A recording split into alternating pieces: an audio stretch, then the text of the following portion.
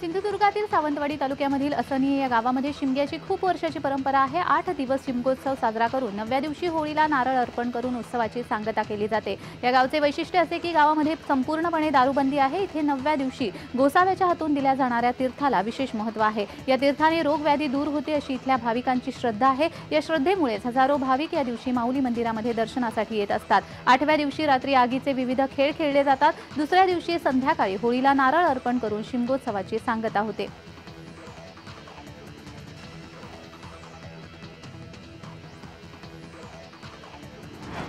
10 वर्षाच्या दिव्यांग मुलीवर लैंगिक अत्याचार केल्याचा प्रकार समोर आलेला आहे। या प्रकरणी सिंहगड रोड पोलिसांनी अविनाश हिंगणे याला अटक केलेली आहे। अधिक माहितीनुसार पीडित मुलीच्या आईने रविवारी सिंहगड रोड पोलीस ठाण्यामध्ये फिर्याद दिली आहे। पीडित मुलगी 10 वर्षाची असून दिव्यांग आहे। 31 मार्च रोजी मुलगी तिच्या घराजवळ असताना आरोपीने तिच्यावर लैंगिक अत्याचार केला।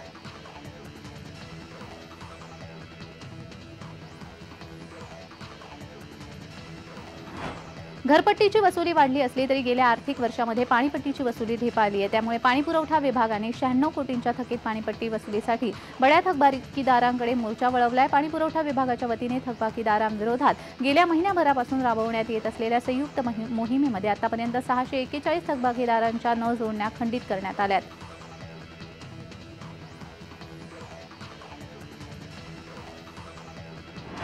मुंबई महापालिकेच्या उत्पन्नाचा महत्त्वाचा स्रोत असलेल्या मालमत्ता कराची सन 2023-24 या वित्तीय वर्षामध्ये म्हणजेच 31 मार्च 2024 रोजी रात्री 12 वाजेपर्यंत 3,195 कोटी 91 लाख 11,000 रुपये वसुली करण्यात आली। मुंबईमध्ये सर्वाधिक म्हणजे 910 कोटीहून अधिक कर संकलन वरळी, वांद्रे, अंधेरी या भागामधून करण्यात आले अशी माहिती कर निर्धारण आणि संकलन विभागाचे सहआयुक्त सुनील धामणे यांनी दिली आहे।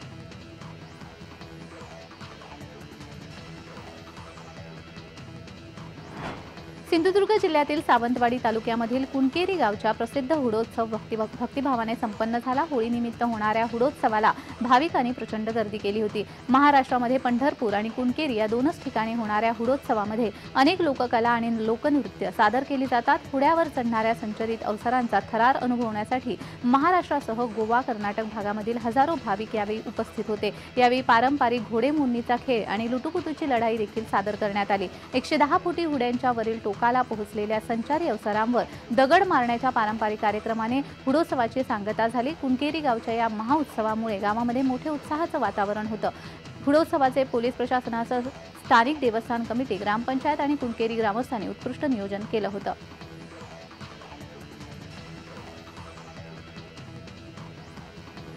मंगळवारपासून महावितरणाच्या वीज दरामध्ये वाढ करण्यात आलेली आहे। वीज बिलामध्ये सरासरी 7.50% वाढ करण्यात आली आहे। आजपासून नवे दर लागू करण्यात येणार आहे। त्यामुळे महावितरणाच्या ग्राहकांना वीज दरवाढीचा शॉक बसणार आहे। नवीन आर्थिक वर्ष सुरू होत असून 1 एप्रिलपासून हे नवे वीज दर लागू झालेत।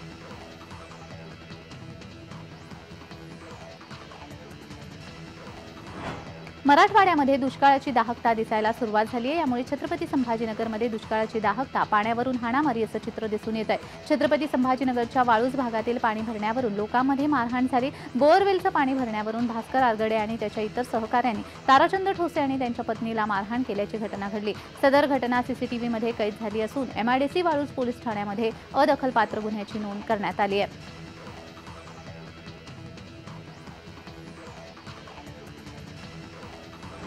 नवी मुंबईतील बाजार समितीमध्ये आता पिवळ्या कलिंगडाची आवक वाढली आहे। पिवळे कलिंगड आरोग्याला पोषक आणि चवीला गोड आहे। पिवळ्या कलिंगडाची आवक केवळ 3 महिनेच असल्याने ग्राहकांची मोठी पसंती असून लाल कलिंगडापेक्षा पिवळ्या कलिंगडाचे दर दुप्पट आहेत। लाल कलिंगड 16 ते 18 रुपये किलोने विकला जातो, तर पिवळ्या कलिंगडाला 30 ते 32 रुपये प्रति किलो दर मिळतोय।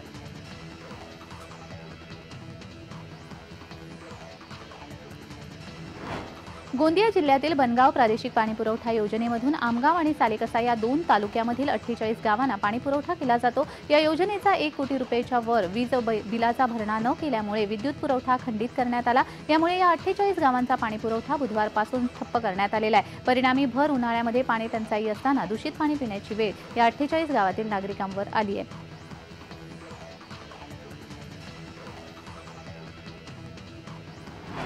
छत्रपती संभाजीनगर शहराचे तापमान 39 अंश सेल्सिअसवर गेल्याने रुग्णालयामध्ये रोज उष्माघात सदृश त्रासाचे रुग्ण येत आहेत। मनपाच्या आरोग्य केंद्रामध्ये 40 तर खासगी रुग्णालयामध्ये 50 रुग्ण दाखल होत आहेत। चक्कर, मळमळ, उलटी, डोके दुखण्याचा त्रास होत असल्याच्या तक्रारी रुग्ण करीत आहेत। त्यामुळे नागरिकांनी काळजी घेण्याचे आवाहन मनपा आरोग्य विभागासह खासगी रुग्णालयातील डॉक्टरांनी केले आहे।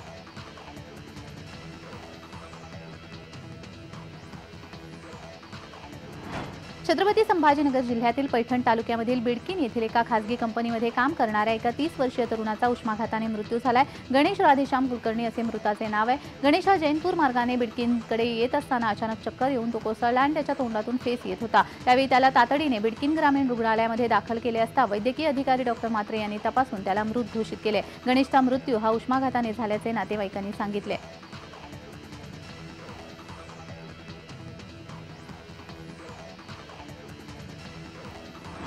पालघर मनोरवाडा भिवंडी मार्गावरील अवजड वाहतूक पर्यायी मार्गाने वळवली। मनोरवाडा भिवंडी महामार्गावरील देहर्जे नदीवरील पूल धोकादायक झाल्याने मनोरवाडा मार्गावरील अवजड वाहतूक रोखण्यात आली। वाहन चालक आणि प्रवाशांनी पर्यायी मार्गाचा वापर करण्याचा आवाहन प्रशासनाने केले आहे। मनोरवाडा भिवंडी महामार्गावरील देहर्जे नदीवरील पूल अनेक वर्षापासून धोकादायक आहे। दुर्घटना घडण्याची शक्यता असल्याने या मार्गावरील अवजड वाहतूक प्रशासनाने रोखली आहे। भिवंडी, JNPT, नवी मुंबई, ठाण्याच्या दिशेने जाणाऱ्या अवजड वाहनांनी मुंबई अहमदाबाद राष्ट्रीय महामार्गाचा वापर करण्याचे प्रशासनाने आवाहन केले आहे।